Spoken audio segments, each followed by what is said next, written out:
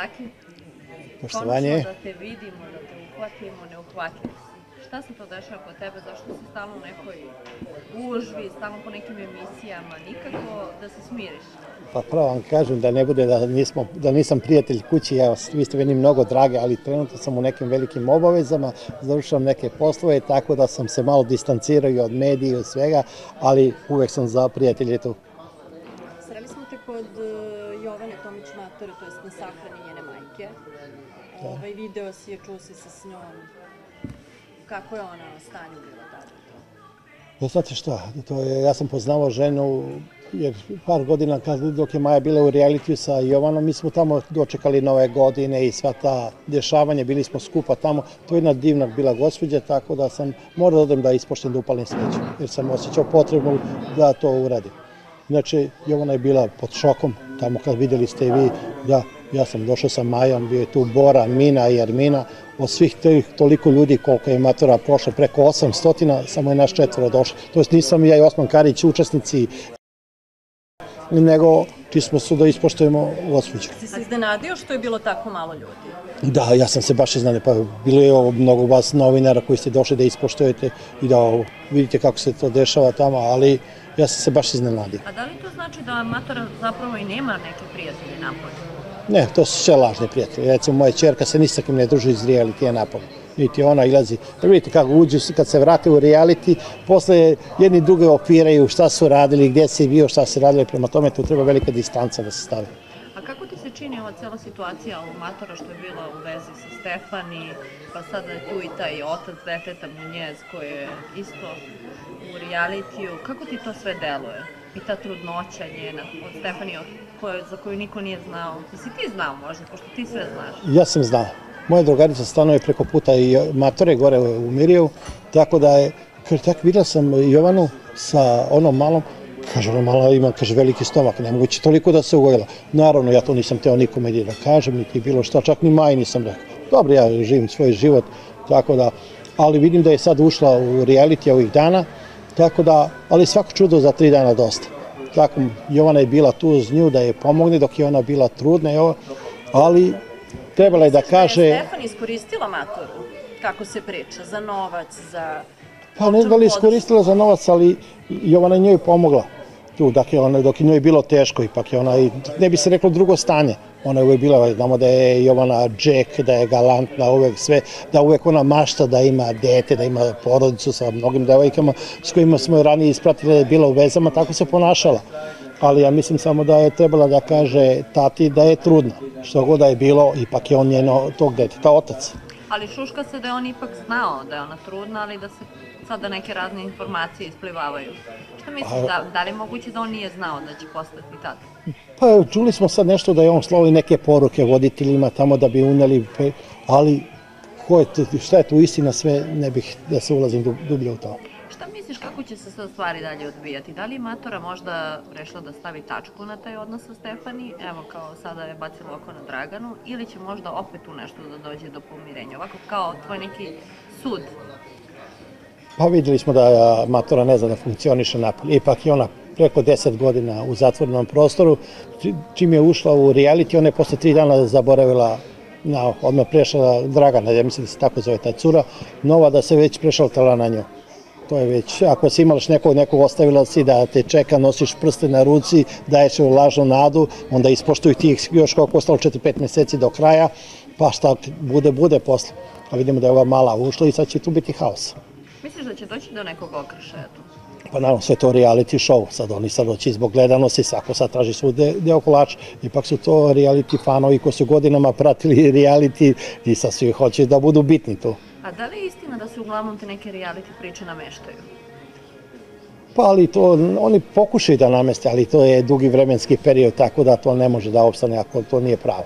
Ali uglavnom se odglume neke ljubavi. Pa dobro, glume, svi glume tamo kada uđu, ali na kraju novinari, pitanje gledalaca između sebe, čula, rekla, kazala, na kraju istina dođe na videlo. Ko je najveća glumica trenutno u realitiju?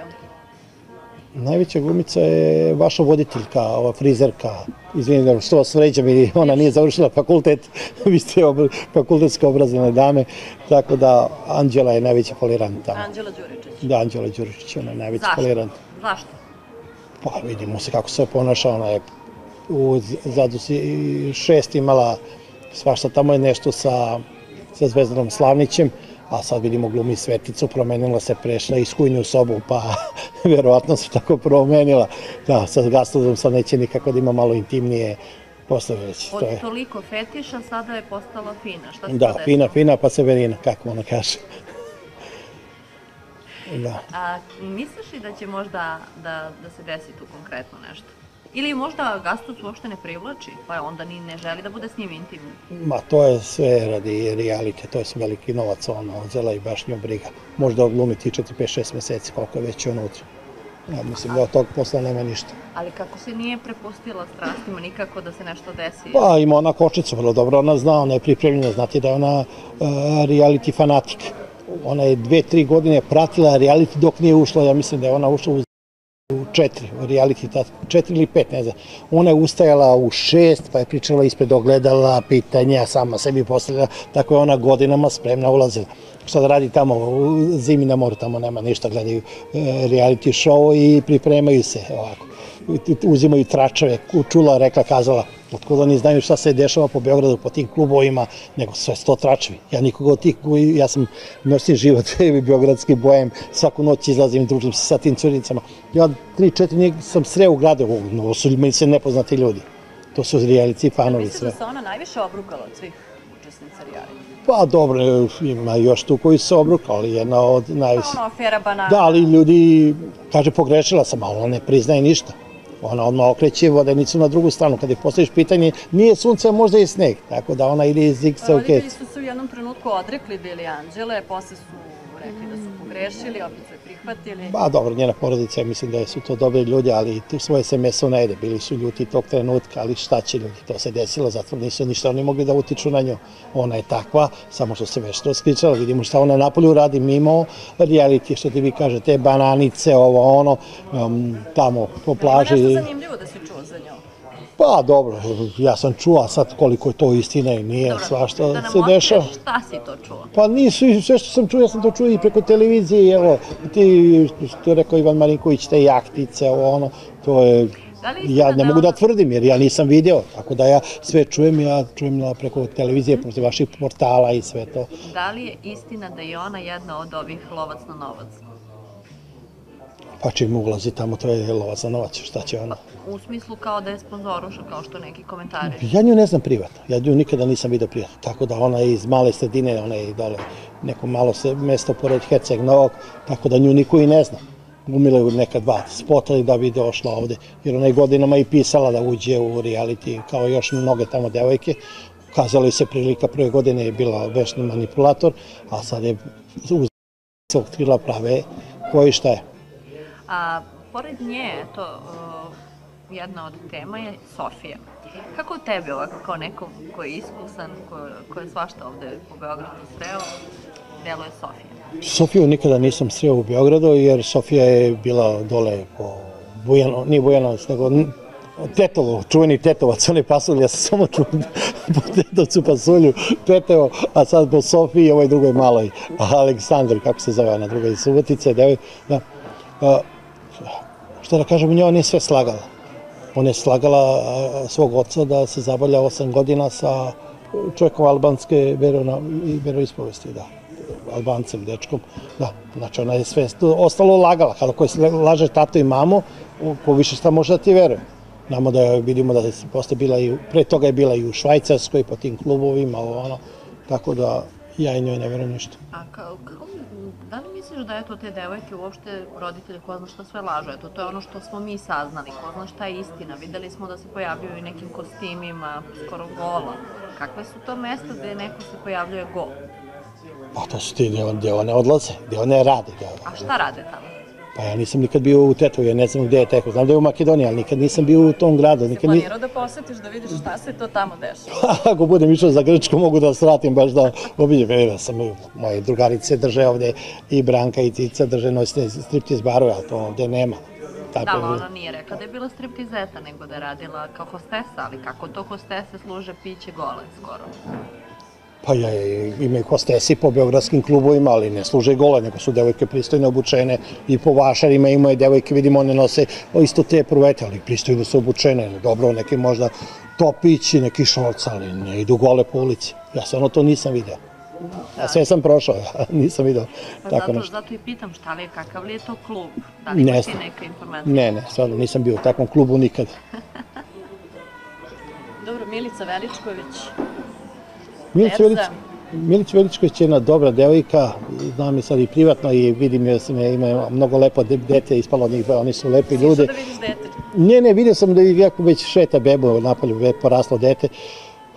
Terza je reality fan, on je mnogo voli reality, on je tamo se zaljubio u Milicu, ali posle toga nije ispoštovao devojku ni malo. Je li pogrešio? Ja mislim da je pogrešio.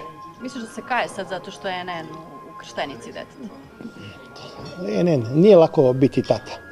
Nije lako biti tata. To je, oni ne znaju uopšte šta ih je snašlo. Dobro, ti si bio, ja sam bio, pa da, samohranjavac. To kad počne sad da obdanište, pa 2 dana dete dobije slinice, pa onda 4 dana moraš kući, a ti trebaš da radiš, ko će to dete da čuva, pa posle kako se kaže, predškolsko, pa školsko, odvodi decu, dovodi decu, trening, folklor, hor, pozorište, karate, sve to treba da se isprati.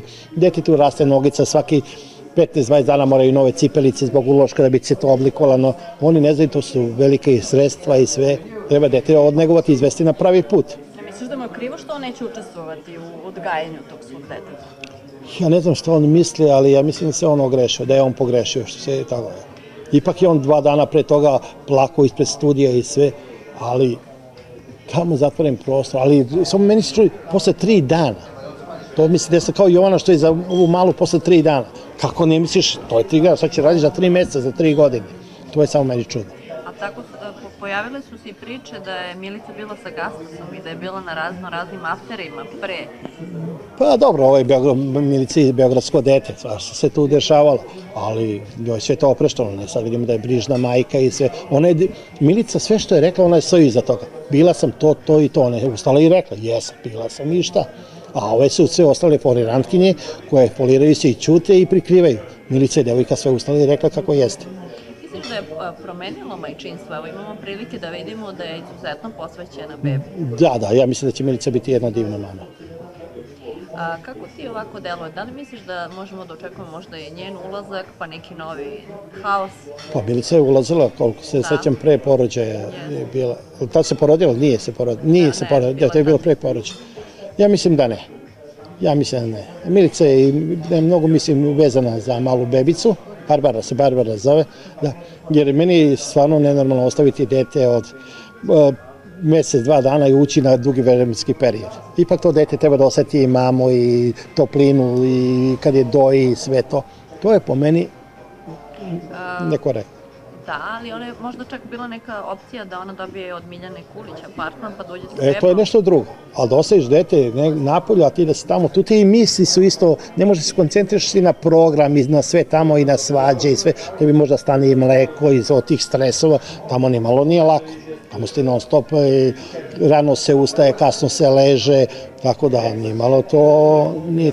Da li misliš da se Milica dobro pokazala u sukobu, to jest u prvom susretu sa Terzom i sa Sofijom, kada je rekla Sofiji da je Vica dečji gospodar? Pa dobro, svi su osudili Milicu što je bila malo bučnija, što je bila, ali sve to, tog trenutka kako se osjećaš, ona je tako i rekla. Da li bi ti možda ušao u reality? Imamo informaciju da si dobio neku veliku svotu od preko 100.000 evra. Da li je to tačno? Pa ja sam bio poznat i ranije, znate da su mnoge moje prijateljice, bivše cure i ove kombinacije tu unutra, tako da bi ja napravio tamo haos, ali ja nisam nikada htio jer je moja ćerka, ne bi bio da budem u takvom prostoru sa mojim detetom, jer tamo su mladi ljudi, zdravi ljudi, imaju i odnose, imaju svašta se tu dešava. A nije baš pristojno i malo degutantno da budeš u istom sobi, a ti i ćerka spavate, a tamo se nešto dešava. Reci mi, je tačno da je sad neka tvoja bivša devojka u reality? Devojka ne, ali prijateljice noćne da. Znači više njih? Više njih. A možda to razlog što nećeš da uđeš? Pa, se ne sretneš sa njima? Pa. Ko zna šta bi bilo? Od one, ali ipak se one vrate kad tad. razvodi, kad vam tako da kažem, pa moramo da prokomentarišemo i Boru Santanu i Milicu Kemes. Da, čuo sam da se oni razvode, o njima imam sve najlepše. Ja sam bio i na svadbi, bio sam i sad kod Milice za rođendan. Milica je uvek mene pozvala na sve njene lepe događaje, rođendane, ne znam šta god je slavila. Ja sam bio pozvan i uvek sam ja to ispoštovao. Sad šta se to desilo? Čiji si ti strani? Ne treba se to mešati. Mogu sutra da se pomire, a ti si nešto rekao što ne treba, ni na čije strane. Ja niti sam ih spajao, niti sam ih razdvajao. Ja sam tu ako mogu da ih izmirim. Prema tome, ja sam se video i sa Milicom i sa Borom. Da, tako da. Si pokušao? Pa nema što ja mogu da kažem, znate šta, brak nije na mesec, 2, godinu, 2, 3. Brak je ozbiljna stvar. Pogotovo kad dođe još i deca, to mislim da... A zašto je došlo do prekida? Šta je to što je bila kap koja je prolila? Ne znam, oni iznose sad i jedno i drugo. Ja o njima mogu samo da sve najlepše da kažem. A šta se tu dešavalo i u 4 zida, ja to ne znam. Da li je istina da je ona bila sa jednim tvojim drugom, Milicom?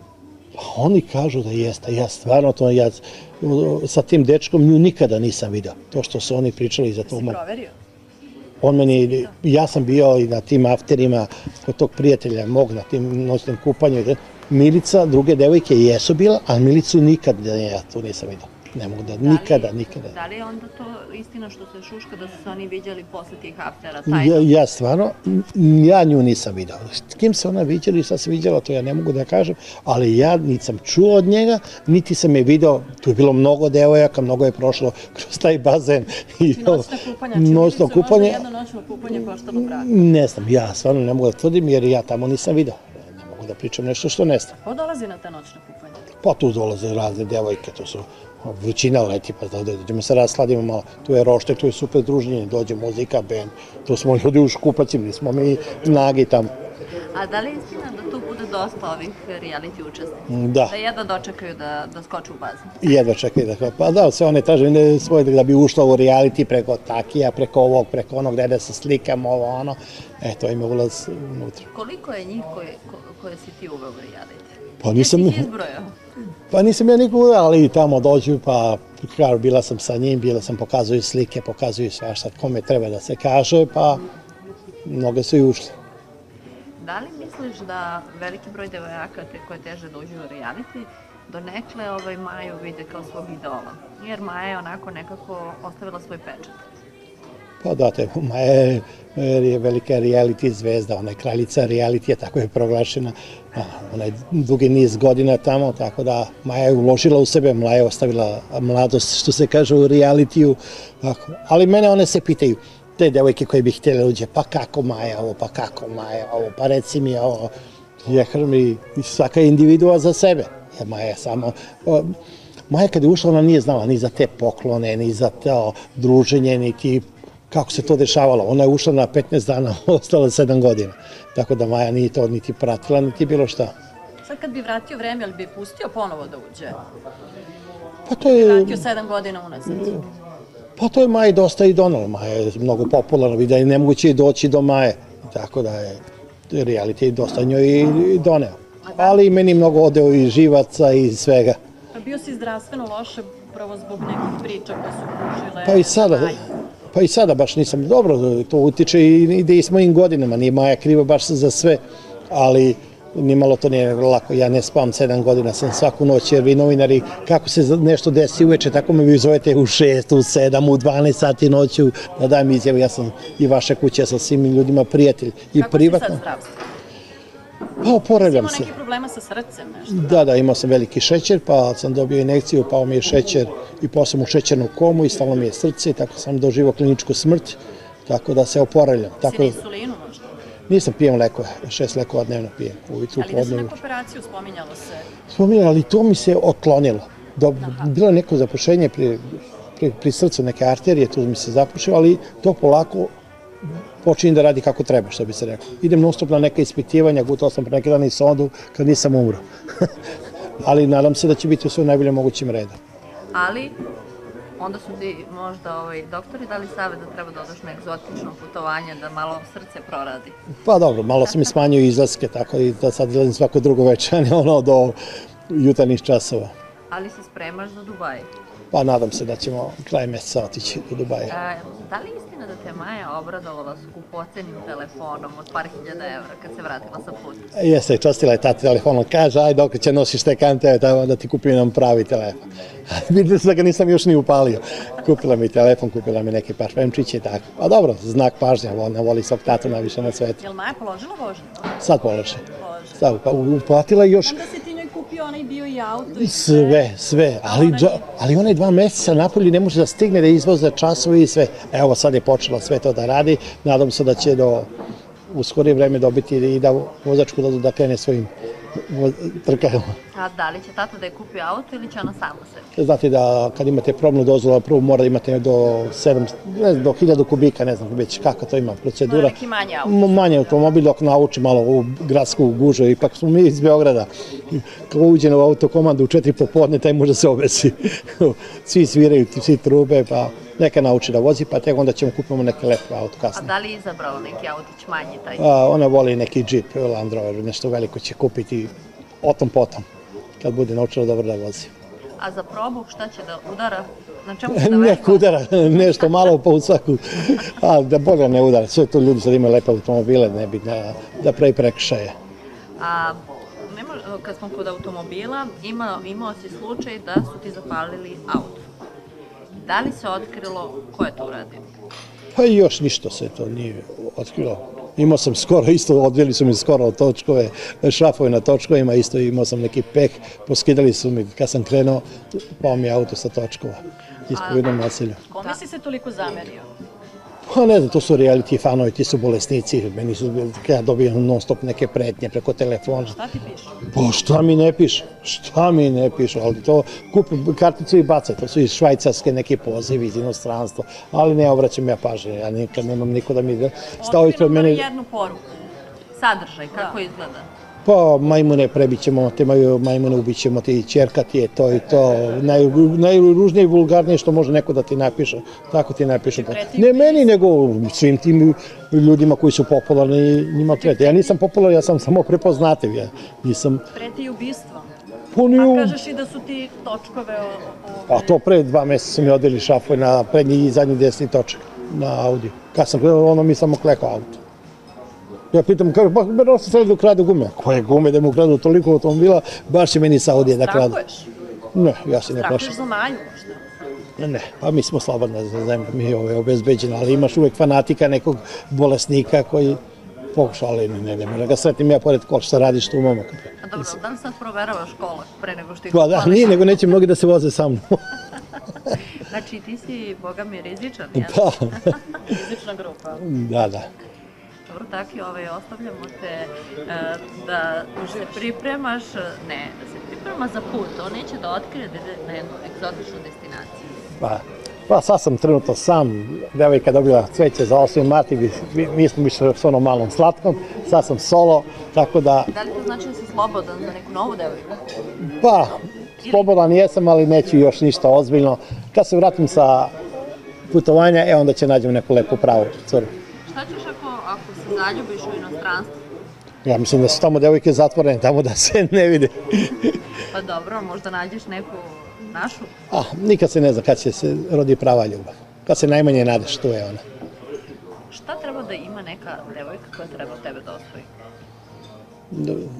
Dušu. Da možda me kapira.